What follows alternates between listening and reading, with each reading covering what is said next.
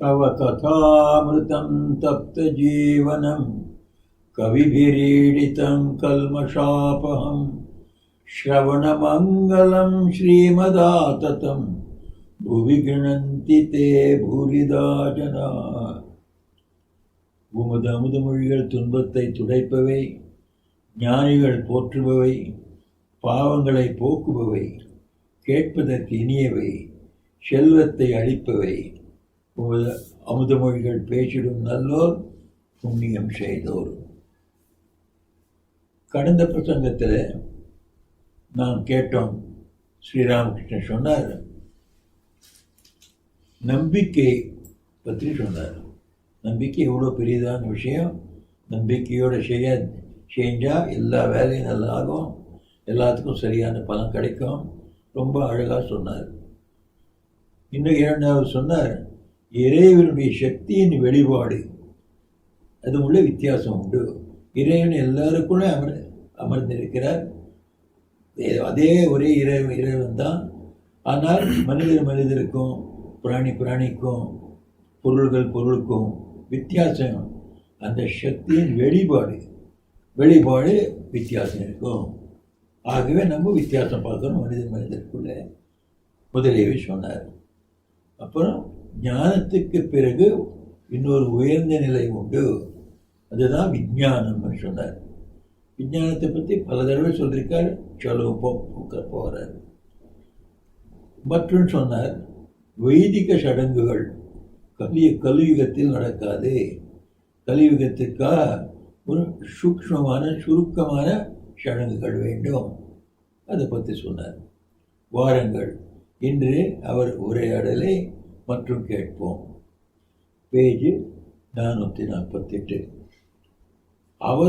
அவதார லீலையெல்லாம் சிச்சக்தியின் மகிமை. யார் பிரம்மமோ அவரே ராமன், கிருஷ்ணன், சிவன், ஈசான். ஹரி ஹரன் இரண்டும் ஒரே மூல சொல்லிலிருந்து பிறந்தவை.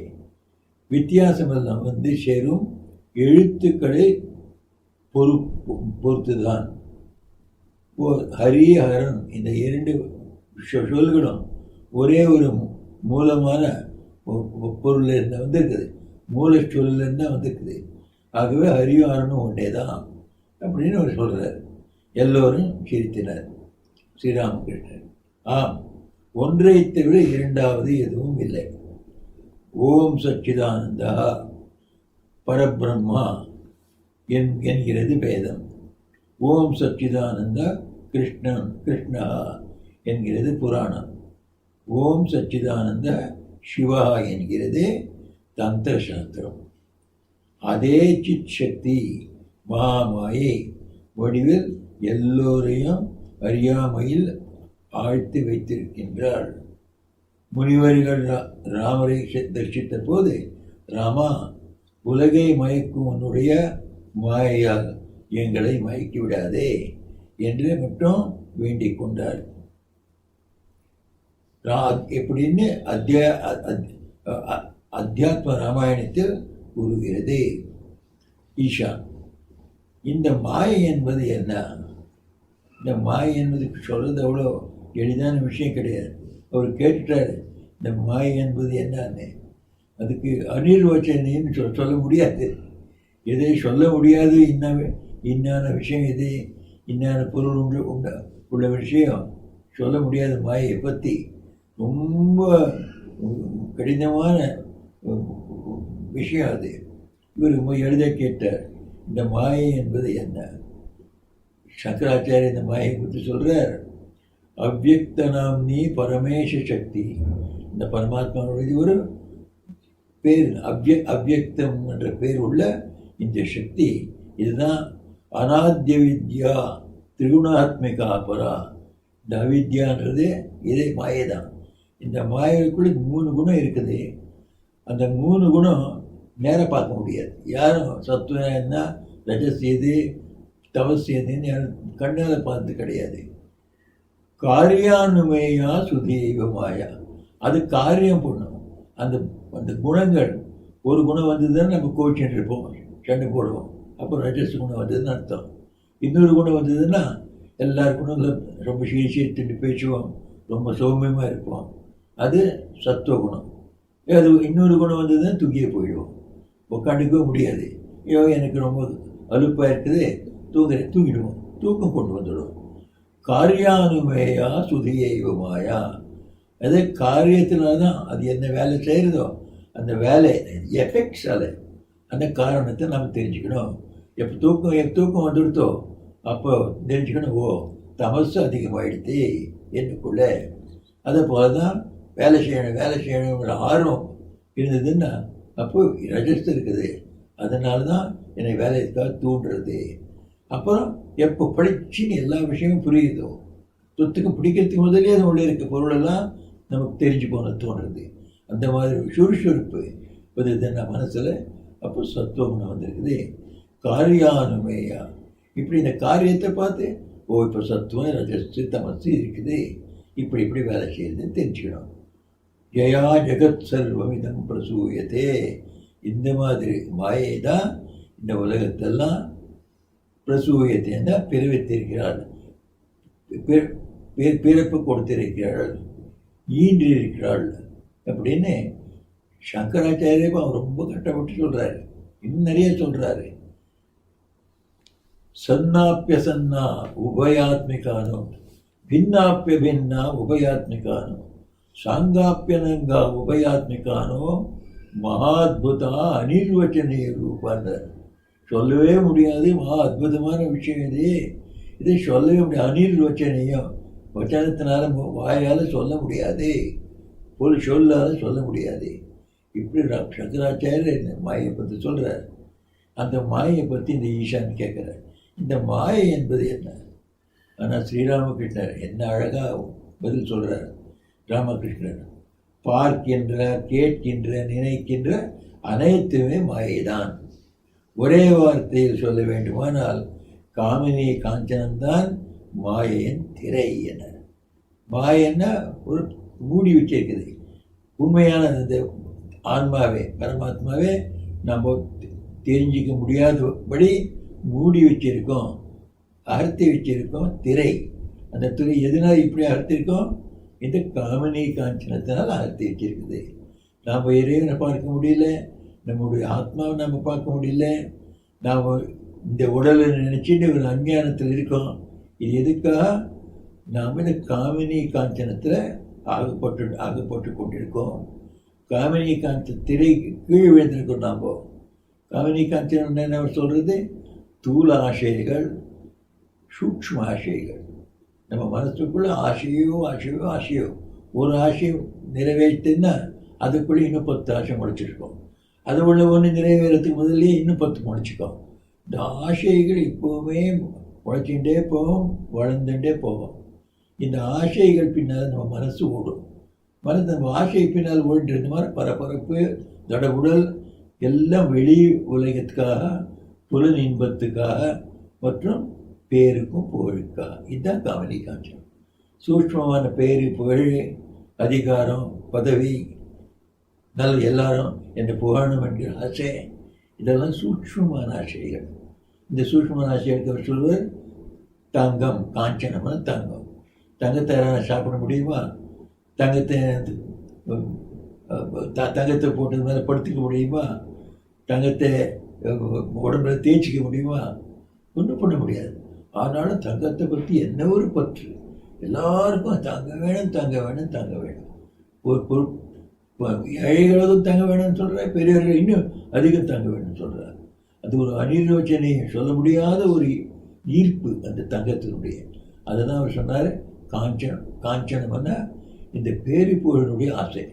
பேரிப்புகழை யாரும் நெக்கி சாப்பிட முடியாது, அதை சுவை எப்படின்னு பார்க்க முடியாது, அதை எந்த கந்தம் இருக்கிறது உள்ள அதை சுவைத்து பார்க்க முடியாது.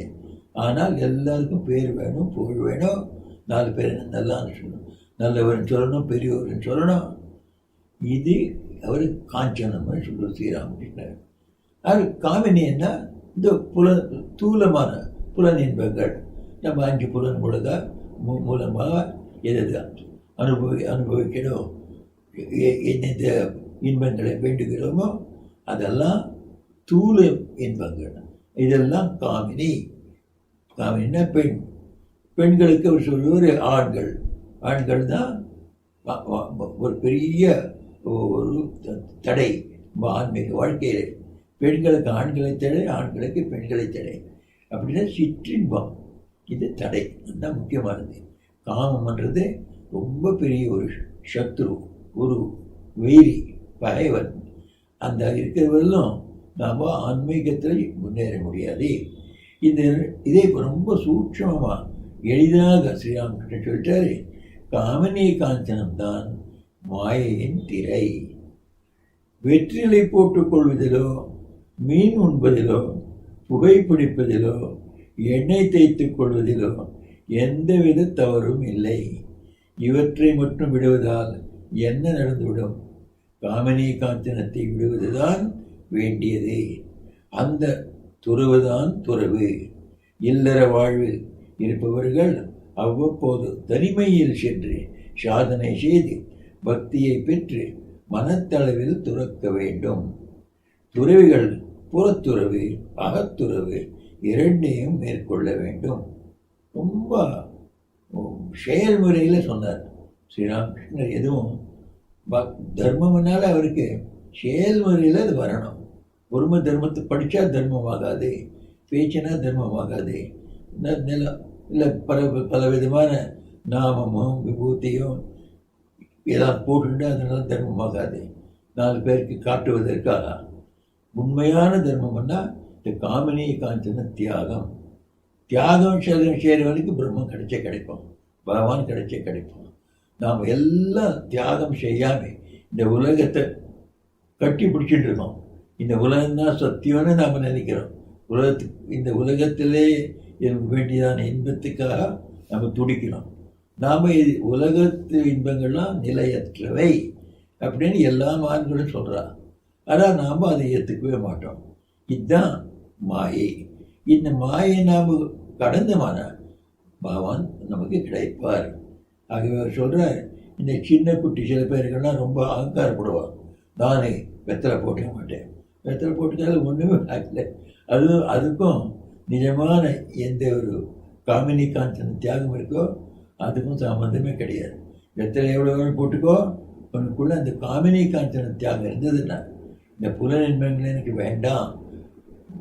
இருக்கிற போது மினிமம் குறைந்த பட்சத்தில் வச்சுக்கணும். ரொம்ப குறைச்சலாக எவ்வளோ எனக்கு வேணுமோ அவ்வளோதான் இந்த இன்பங்கள் எடுத்துப்பேன். இந்த புலனின்மைகளை ஒரு கண்ட்ரோலில் வச்சுக்கணும். நம்ம கை கீழே வச்சுக்கணும், அந்த கண்ட்ரோலில் வச்சுக்கணும். அது சொல்கிறார். அதே போல் தான் பேரும் புகழும். எல்லாருக்கும் கொஞ்சம் பேர் புகழ் ஆசை இருக்கும், ஆனால் ஒரு அதிகமாக ஆகக்கூடாது, பேராசை ஆகக்கூடாது.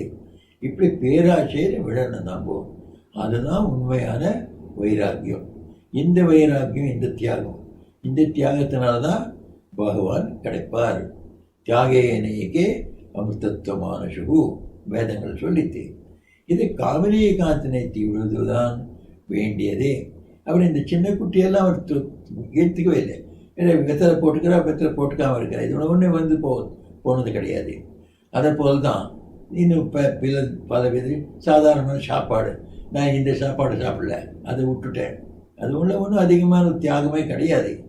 அதை சில பேர் புகைப்பிடிக்கிறார், சில பேர் புகைப்பிடிக்க மாட்டார்.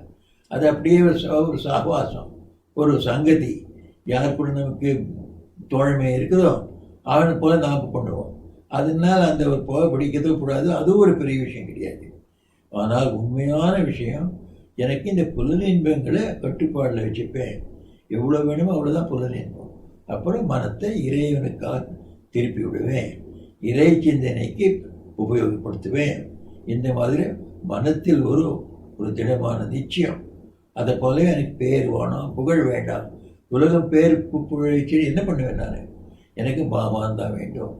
இந்த சூட்சமான ஆசைகளையும் தூலமான ஆசைகளையும் விடுவது தான் உண்மையான தியாகம். இந்த தியாகம் வந்ததுன்னா இந்த தியாகத்தினால அமிர்தத்துவம் ஆனசு, அமிர்தத்துவம் மோட்சத்தை அடைவார்கள், அடைந்திருக்கிறார்கள் அப்படின்னு வேதம் சொல்கிறது. ஸோ இதை ஸ்ரீராமகிருஷ்ண எதை அனிர்வச்சனையும் சங்கராச்சாரிய சொன்னாரோ அதை பற்றி 2 சொல்ல முடிச்சுட்டாரு. காம காஞ்சனந்தான் மாயை. யாருக்கு இந்த காம காஞ்சன மாயை கிடையாதோ, காம காஞ்சனத்துடைய ஆசை கிடையாதோ, அவர்கள் முக்தர்கள். அவர் இதை ரெண்டு விடுதல் தான் உண்மையான தியாகம். மாயையிலேருந்து விலகுவதற்கு இதுதான் வழி. இதை நம்ம குறைச்சிக்கணும். ஆசையில் நமக்கு எவ்வளோ குறையிறதோ அவ்வளோ பக்தி அதிகமாகுது, இறைவனுடைய பற்று அதிகமாகுது. உலகப்பற்று குறையிறது, இறைவனுடைய பற்று அதிகமாகுது. இறை பற்று தான் நாம் பக்தின்னு சொல்கிறோம். பக்தி அதிகமாகும். அதை பக்தியால் இறைவனை நாம் பார்ப்போம். இப்படி இவர் காமினி காஞ்சன தியாகம் தான் உண்மையான தியாகம் அப்படின்னு. காமினி காஞ்சனம் அதுதான் மாயை. மாயைனா காமினி காஞ்சனம். முழுக்க இந்த ஸ்ரீராமகிருஷ்ணனுடைய அமுத மொழிகளை பார்ப்பேன். எந்த இடத்துல மாயை வந்ததாலும் இதை ரெண்டு சொல்வது.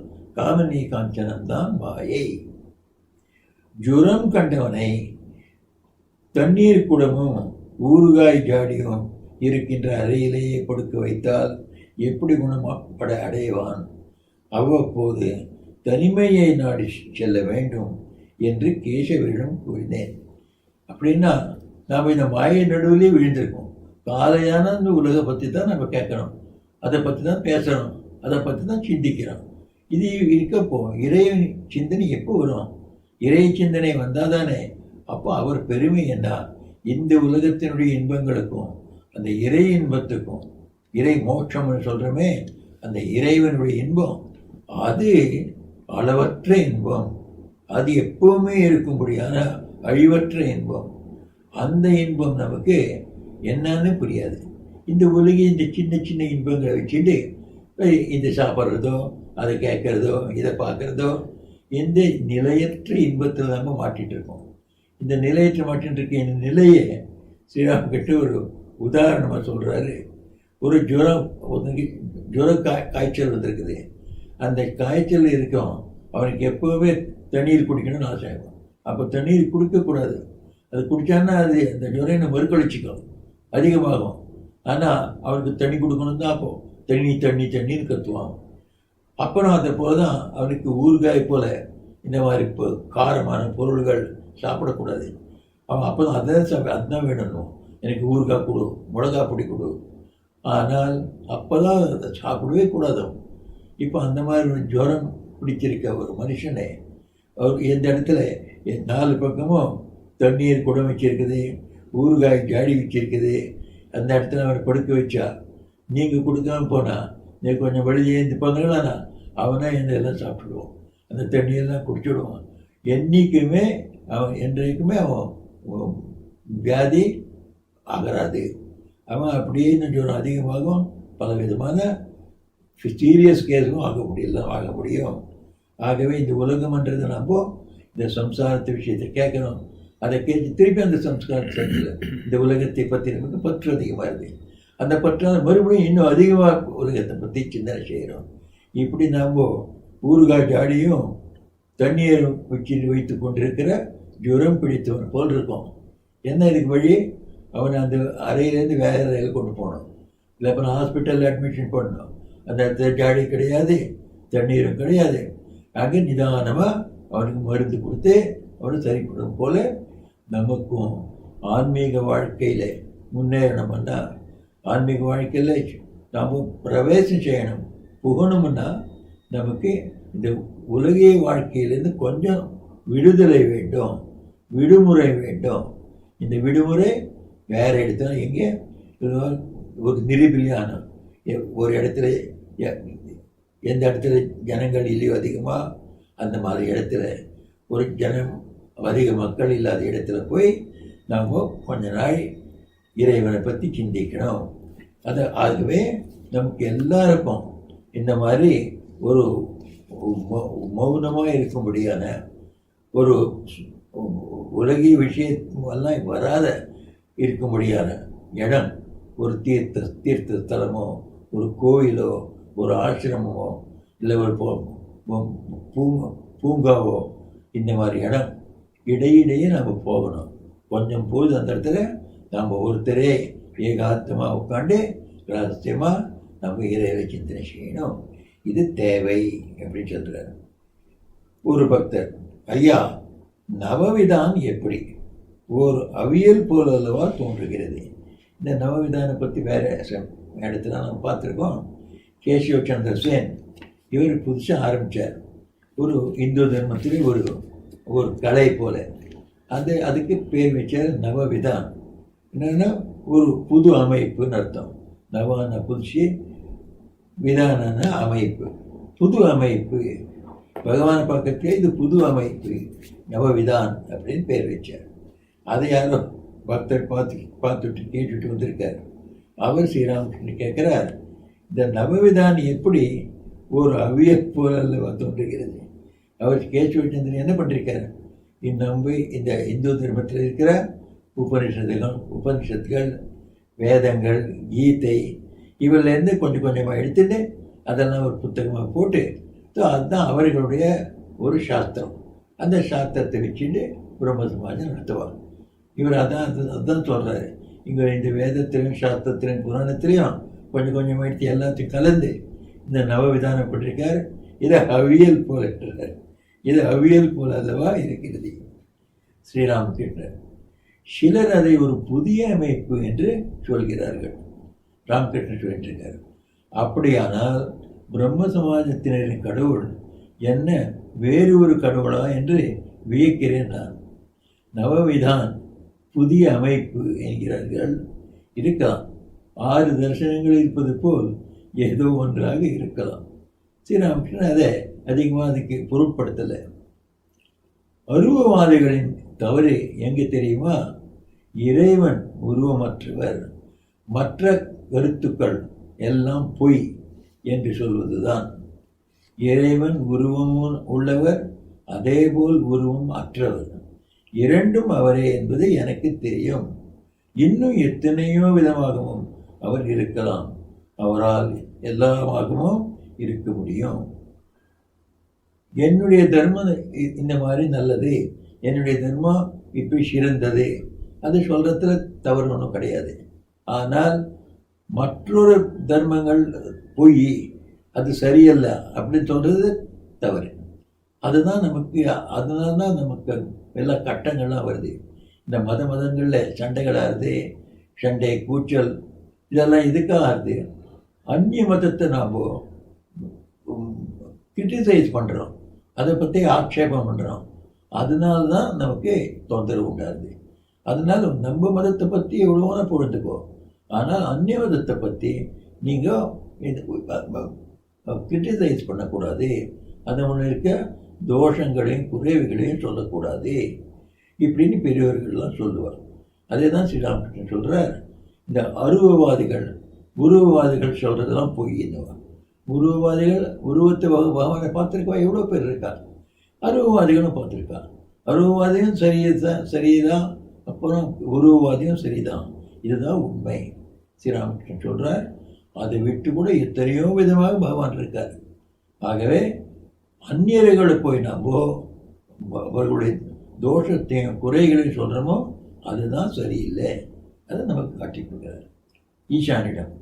அதே சிச்சக்தி, அதே மாயை தான் இருப்பது 4 தத்துவங்களாக ஆகியிருக்கிறாள். 24 தத்துவங்களாக இருக்கிறாள். ஒரு நாள் தியானம் செய்து கொண்டிருந்த போது என் மனம் ரசிக்கின் வீட்டை அடைந்தது. ரசிக்கன்னா இவரை சொல்கிறார்.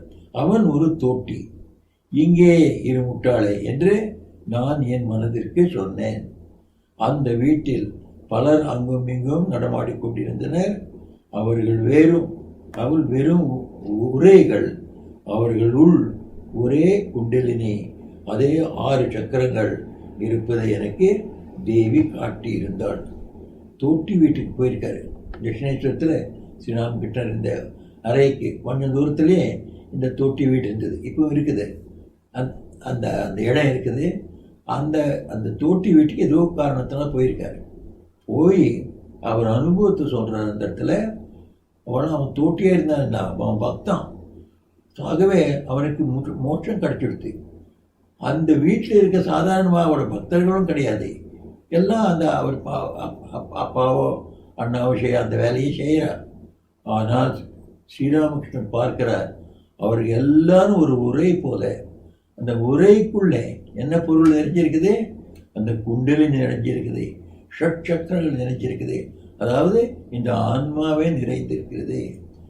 தோட்டி வீட்டில் போனாலும் எல்லாருக்குள்ளும் அதே ஆன்மா தான் உரைந்திருக்கிறார். அதை தேவி எனக்கு காட்டினார். இதுதான் விஞ்ஞானி. ஸ்ரீராமகிருஷ்ணர் அவருக்கு விஞ்ஞானியாக இருந்தார். ஆகவே எங்கே பார்த்தாலும் கண் திறந்து பார்த்தாலும் எல்லா இடத்துலையும் பிரம்மமே அவருக்கு தெரியுது, பகவானே தெரிகிறார். அதை காட்டிக்கிறார். நான் தோட்டி வீட்டுக்கு போனேன். சாதாரணமாக நாம் ரொம்ப தோட்டின்னா ரொம்ப அசிங்கமான இடம், அந்த செய்கிற வேலையெல்லாம் அசிங்கமான வேலை அப்படின்னு சொல்லுவோம். இவர் சொல்கிறாரு, அதே பகவான் நமக்குள்ளே இருக்கானோ, நம்ம எல்லாருக்குள்ளேயும் அவனுக்குள்ளேயும் இருக்கான், அவர் வீட்டுக்காரர் எல்லாருக்குள்ளேயும் அதே பகவானை பார்த்தேன் அப்படின்னா அந்த ஒரு விஞ்ஞானி நிலையே அவர் சொல்கிறார்.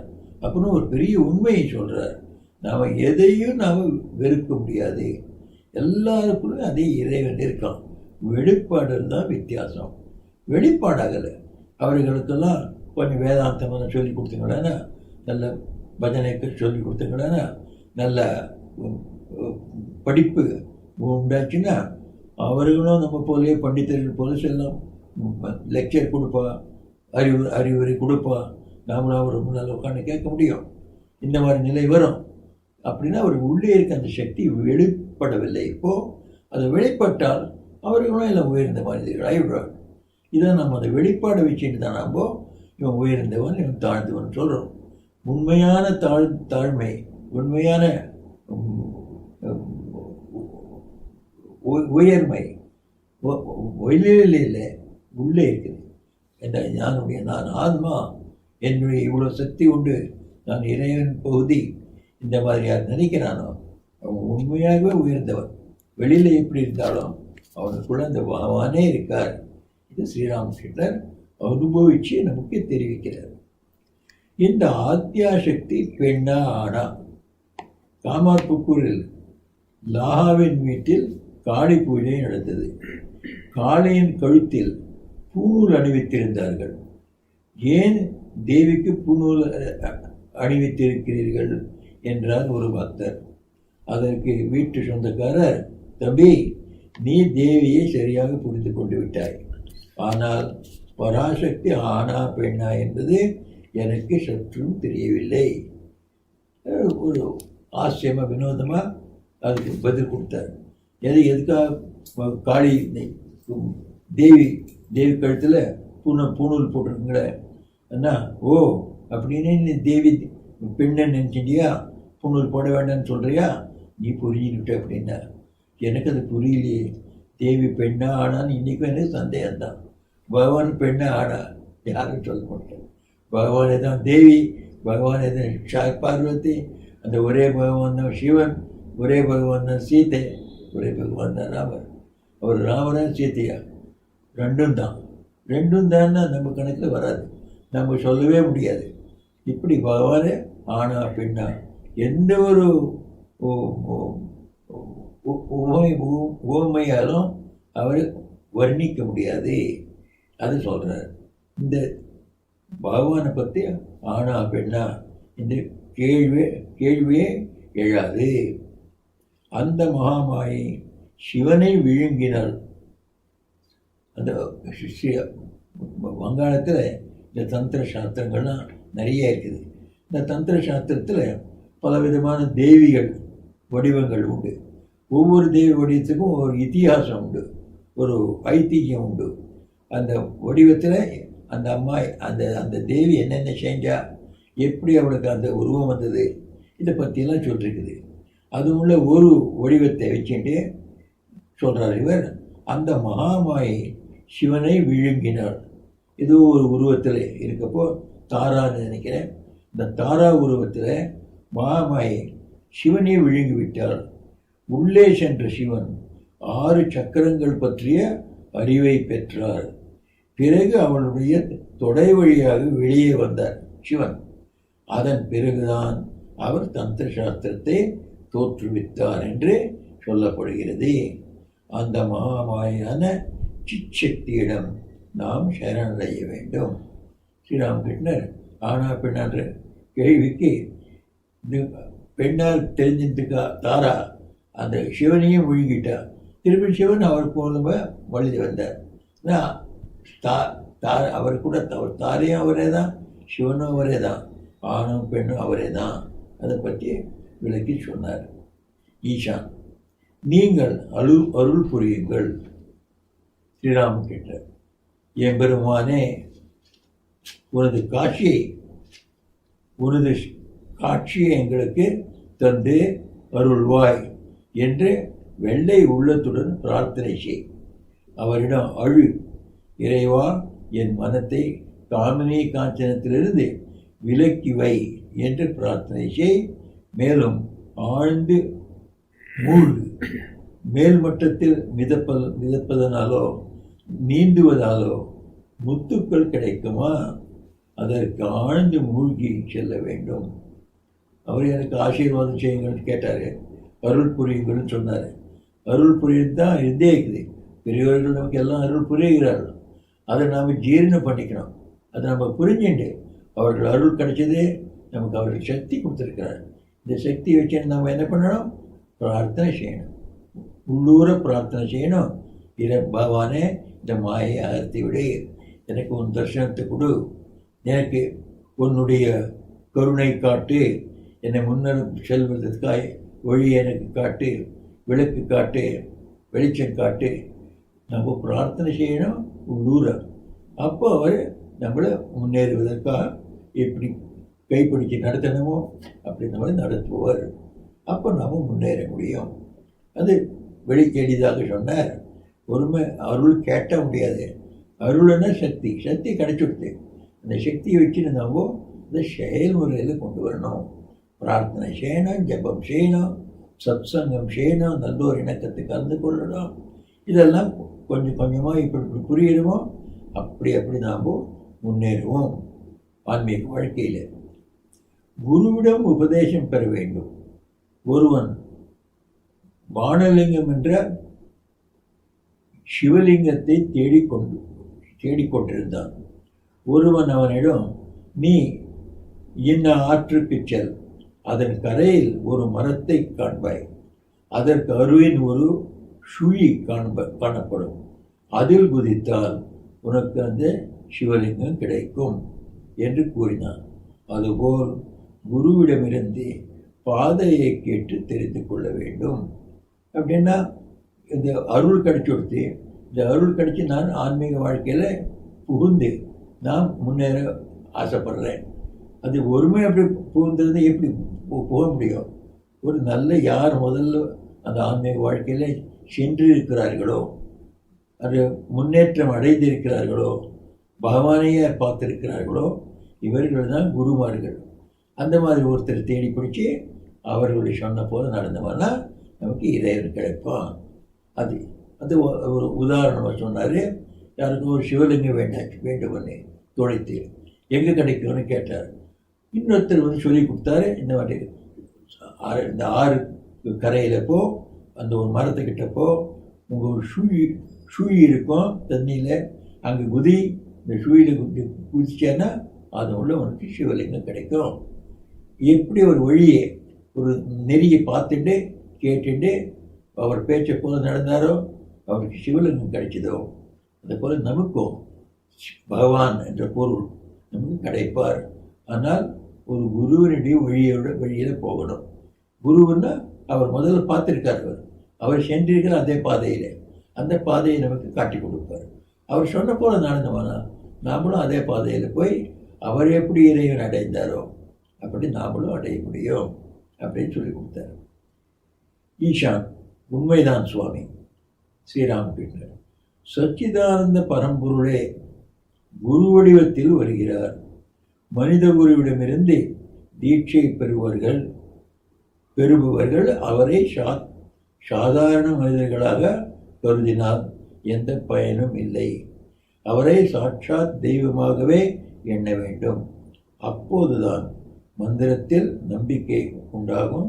நம்பிக்கை ஏற்பட்டாலே எல்லாம் கிடைத்தது போல்தான். தாழ்ந்த குலத்தை சேர்ந்தவரான ஏகலவ்யன் மண்ணினால் குரு துரோணரின் சிலை செய்து காட்டில் அதன் முன் நின்று வில்வித்தை பழகினான். மண்ணினாலான உருவத்தை உண்மையான குருவாக அவன் பூஜித்தான். அதுவே அவனை வில்வித்தையில் தேர்ச்சி பெற்றவனாக ஆக்கிவிட்டது. இப்படி ஒரு மண்ணால் ஒரு குரு பண்ணி அந்த அந்த சிலை முன்னால் இது உண்மையான குரு அப்படின்னு நினச்சேன். அந்த நம்பிக்கை, இதுதான் என்னுடைய குரு, இந்த சிலையிலே தான் என் குரு இருக்கார் அப்படி அந்த நம்பிக்கை. இந்த நம்பிக்கையால் ஏகலவ்யர் அர்ஜுனனுக்கு சமாதானம் ஆயிட்டான். அர்ஜுனனுக்கு எவ்வளோ வித்தையெல்லாம் கற்றுக் கொடுத்து துரோணர் அவனை மேலே எழுப்பினார். அந்த மேல்நிலையில் அவன் வில் வித்தையில் மேலே போனவனுக்கு சமானமாக இவன் தன்னுடைய நம்பிக்கையால் அந்த துரோணர் சிலை முன்னால் நின்று பழகி அர்ஜுனனுக்கு சமாதானம் ஆயிட்டான். அர்ஜுனனுக்கு ஒரு பெரிய வயத்தறிச்சல் வந்துடுத்து. ஐயோ, நான் ஒருத்தனே தான் பெரிய வில்வித்தைக்காரன் நினைக்கின்றது இவன் வந்து ஏற்பட்டானே. இது உங்களுக்கெல்லாம் தெரியும். மகாபாரதத்தில் ரொம்ப அருமையான ஒரு கதை. அதன் மூலமாக நமக்கு நம்பிக்கை பற்றி என்ன சக்தி இருக்குது இந்த விஷயம் நமக்கு தெரியுது. பிராமண பண்டிதர்களுடன் அதிகமாக கலந்து பழகாதீர்கள். அவர்களுடைய நோக்கமெல்லாம் எப்படி 2 காசு சம்பாதிப்பது என்பதுதான்.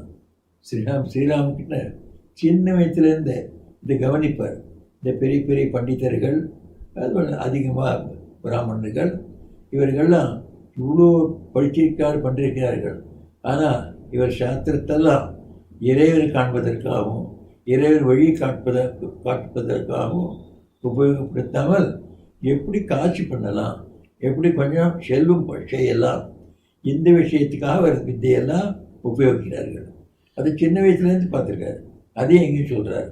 அது அந்த பிராமணர்கள்லாம் பார்க்கறது தான் பெரிய புலவர்கள், பண்டிதர்கள், சாஸ்திர வித்தியை சேர்ந்தவர்கள் அப்படின்னு சொல்லுவோம். ஆனால் அதன் பின்னால் ஒரு 2 காட்சி எப்படி பண்ணணும், இதே நோக்கம் அவர்களுக்கு இருக்கும் அப்படின்னு கலந்து கொள்ளாதே. இப்படி ஒரு ஆச்சரியமான நேர்மையோடு சொல்கிறார். எல்லாருக்கும் தைரியமாக சொல்கிறார். ஸ்வஸ்தேனம் செய்வதற்காக பிராமணர்கள் வருவதை நான் கண்டிருக்கிறேன். தேவி மகாத்மையையோ வேறு எதையோ பாராயணம் செய்வார்கள். ஆனால் பாதிக்கு மேல் பக்கங்களை படிக்காமலேயே புரட்டி விடுவார்கள். இதை அவர் பார்த்துருக்காரு. அது முழுக்க படிக்கணும். யாருக்கு பணம் கொடுத்தே இந்த ஸ்வஸ்தேனம் பண்ணுறவா இதான் நீங்கள் முழுக்க தேவி மகாத்மா படிங்கோ, அதுக்காக பணம் கொடுத்தே அவள் ஏற்பாடு பண்ணியிருக்கான். ஆனால் இவர்களும் அதை முழுக்க படிக்கவே மாட்டார். பல பக்கங்கள்லாம் அப்படியே தள்ளி போட்டுருவார். அதை எப்படியோ ஒரு வழியாக முடிச்சிடுவார். அதை ஸ்ரீராமகிருஷ்ண கவனிச்சிருக்கார். அதை காட்டி கொடுக்குறார். இது சரியல்ல, சரியில்லாத வழிக்கு போகக்கூடாது, அதுக்காக காட்டி கொடுக்குறார்.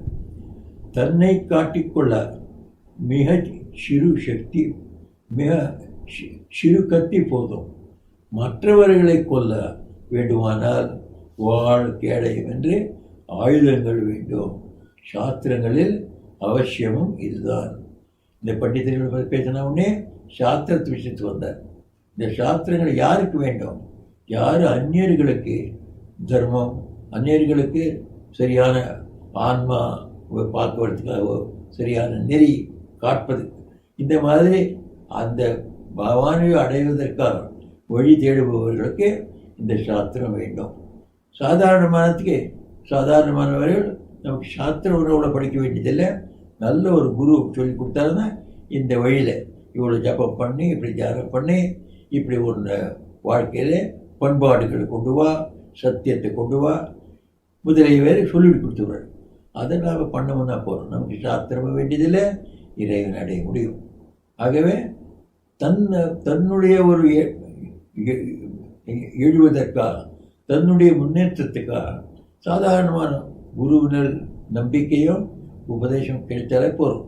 சாஸ்திரம்லாம் படிக்க வேண்டியதில்லை. சாஸ்திரம் அதுக்காக எதுக்கு படிக்கணும்? யார் உலகத்திற்கு உபதேசம் கொடுக்க போகிறார்களோ, யார் அந்நியருக்கு தெரிவிப்பதற்காக போகிறார்களோ அவர்களுக்கு சாஸ்திரங்கள்லாம் வேண்டும். அதனால் எல்லாரும் போய் எல்லா சாஸ்திரத்தையும் படிக்கணும். அது தேவையில்லை. யாருக்கு எவ்வளோ வேண்டுமோ அவ்வளோ படிச்சுட்டு முக்கியமானது நம்பிக்கை, முக்கியமானது ஒரு நல்ல வழிகாட்டி, அதான் குரு. இதை கிடைச்சாருன்னா ஆன்மீக வாழ்க்கையில் நம்ம முன்னேற முடியும். அது காட்டி கொடுக்குறார். பல்வேறு சாஸ்திரங்களை படிப்பதால் எந்த பயனும் இல்லை. விவேகம் இல்லாமல் வெறும் புலமையினால் எதுவும் நடக்காது. 6 தரிசனங்களை படித்தாலும் பயனில்லை.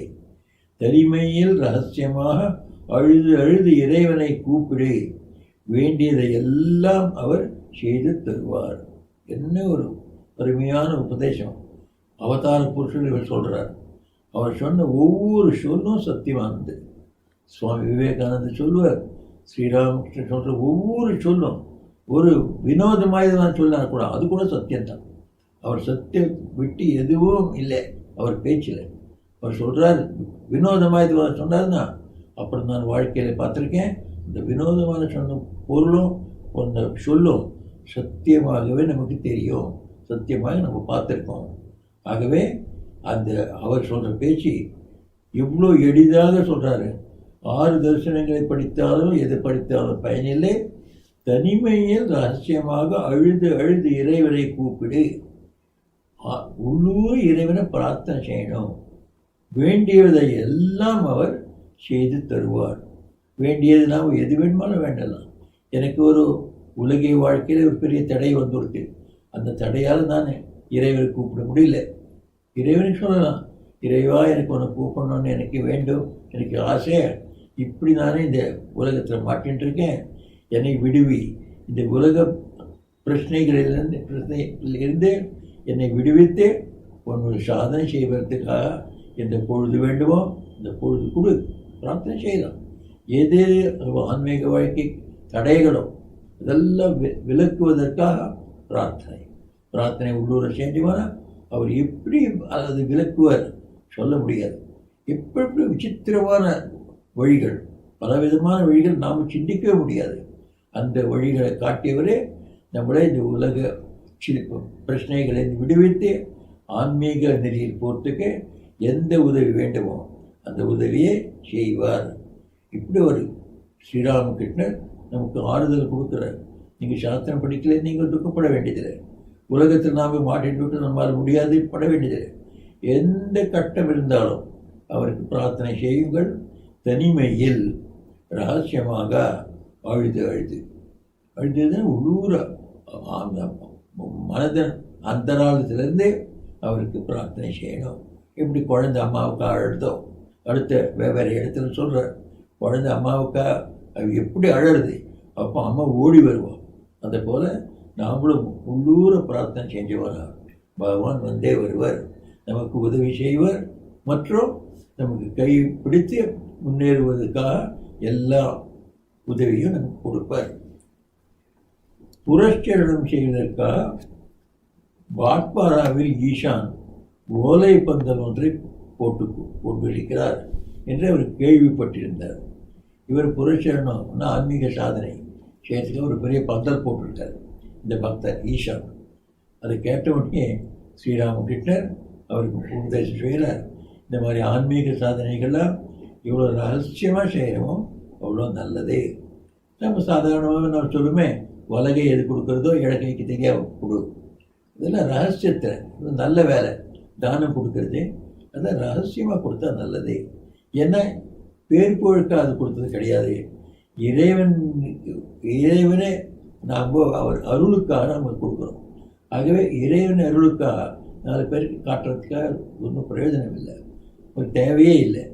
ஆகவே ஆன்மீக விஷயத்தில் நாம் எவ்வளோ நம்ம ரகசியமாக செய்கிறோமோ அவ்வளோ அதுக்கு பயன் அதிகமாக வரும். எல்லா ஆச்சாரியர்களும் இது சொல்லுவோம். வெளியில் யாருக்கு தெரியாமல் ரகசியமாக எவ்வளோ சாதனை செய்யும் அவ்வளோ நல்லது. அப்புறம் நம்ம சாதனையில் முன்னேறும் வழியில் பலவிதமான அனுபவங்கள், ஆன்மீக அனுபவங்கள் உண்டாகும். அதையும் யாருக்கும் சொல்லாது. எவ்வளோ ரகசியமாக முனக்கே வச்சுக்கிறையோ மறுபடியும் உனக்கு அதிகமான அனுபவங்கள் வரும். யார் அந்த ரகசியமாக வச்சுக்கவே ஒரு அனுபவம் ஆனவுடனே ஊரெல்லாம் சொல்லிட்டு திரிகிறார்களோ அந்த ஒரே ஒரு அனுபவம் தான் அவளுக்கு வரும், மறுபடியும் அனுபவங்கள் கிடைக்காது. இதை சாதாரண எல்லா ஆச்சாரியர்களும் சொல்கிறார்கள். ஏன்னா மனசு வெளியில் போகக்கூடாது, மனசு உட்புறமாக போகணும், அகத்தின் பக்கம் போகணும். அந்த அகத்தை போகும் மனசில் அது ரகசியமாக இருந்தது தான் நல்லது. அதுக்காக ஒரு இன்னும் அறிவுரை கொடுக்க போகிறார். நம்ம அடுத்த பிரசங்கத்தில் அதை பார்ப்போம். நிரஞ்சனம் நித்யமனந்தரூபம் பக்தானுகம்பாதிருத விக்கிரகம் வை ஈஷாவதாரம் பரமேஷமீட்யம் தம் ராமகிருஷ்ணம் சிரசா நமः.